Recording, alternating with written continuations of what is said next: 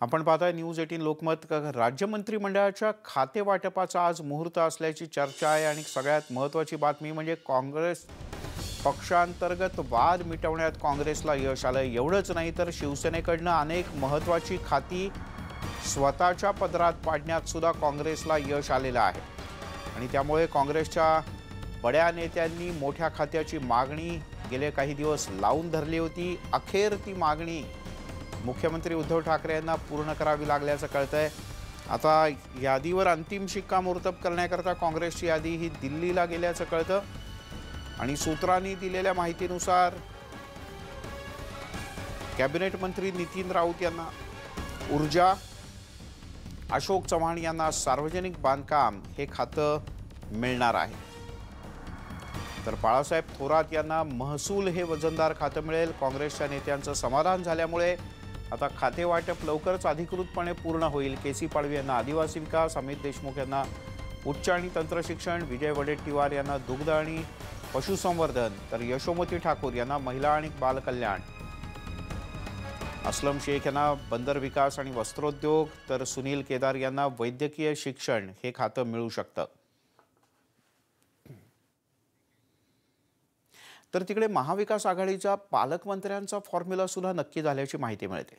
पालकमंत्र्यांचा formula हा 14-12-10 असा आहे अशी शक्यता आहे. शिवसेनेला 14, राष्ट्रवादीला 12 आणि काँग्रेसला 10 पालकमंत्रीपदं मिळू शकतात. पालकमंत्र्यांची संभाव्य यादी आपण एकीकडे पाहतो. बाळासाहेब थोरात अहमदनगर, एकनाथ शिंदे ठाणे, अजित पवार पुणे, अशोक चव्हाण नांदेड,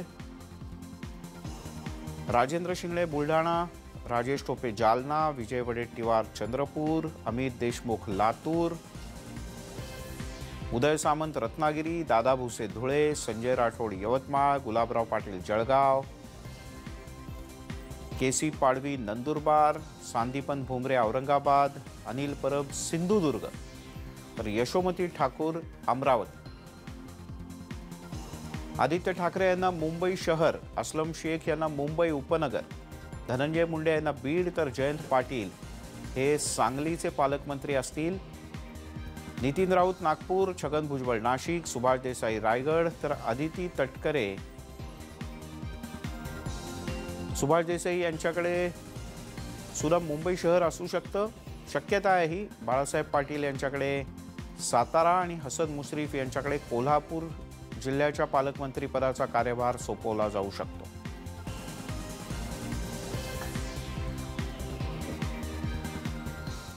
आणि याची औपचारिक घोषणा आजच अपेक्षित आहे. तिकडे कॅबिनेट मंत्री आदित्य ठाकरे यांना A6 हे शासकीय निवासस्थान देण्यात आलंय. मुख्यमंत्र्यांच्या वर्षा या निवासस्थानासह ठाकरे कुटुंबियांच्याकडे आता 4 बंगले असताना आदित्य यांना शासकीय निवासस्थान का, असा प्रश्न विचारला जातोय. मुख्यमंत्री उद्धव ठाकरेंनी आदित्य ठाकरेंना मंत्रिपद देत हट्ट पुरवला. मात्र हा हट्ट चांगलाच ट्रोल होत असताना आता आदित्य ठाकरेंना शासकीय निवासस्थानही देण्यात आलंय. ठाकरे कुटुंबाकडे सध्या असलेली निवासस्थानं पाहूयात. मातोश्री, नवीन मातोश्री, मुख्यमंत्र्यांचं वर्षा निवासस्थान, शिवसेना प्रमुख बाळासाहेब ठाकरे स्मारकाचा जुना महापौर बंगला. ठाकरे कुटुंब एकत्रितपणे एकाच बंगल्यात राहतात. असं असताना आदित्य ठाकरेंना A6 हे शासकीय निवासस्थान देण्यात आल्यानं राजकीय टीका आता सुरू झाली आहे. आदित्य ठाकरे यांना जो बंगला देण्यात आलाय त्यावर काँग्रेसच्या मंत्री यशोमती ठाकूर यांनी दावा सांगितला. एवढंच नव्हे तर त्यांच्या नावाचा कागद देखील इथे लावण्यात आलाय.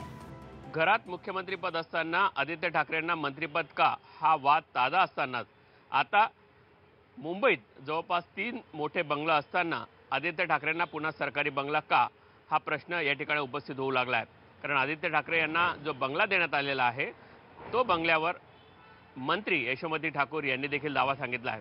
एकीकडे आदित्य ठाकरेंकडे मातोश्री, त्याचबरोबर नवीन मातोश्री, महापौर बंगला आणि त्यानंतर आता त्यांच्या वडिलांकडे वर्षा निवासस्थान असं असताना देखील या बंगल्यावर हट्ट का, असा प्रश्न जो आहे तो उपस्थित होऊ लागला आहे. खाते वाटपावरून घोळ कायम असताना बंगल्यासाठी महाविकास आघाडीच्या नेत्यांमध्ये आता रस्सीखेच सुरू आहे.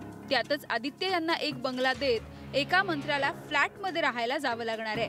मात्र आदित्य ठाकरे या निवासस्थानी राहणार नसतील तर हा अट्टहास कशासाठी, असा प्रश्नही उपस्थित होतोय.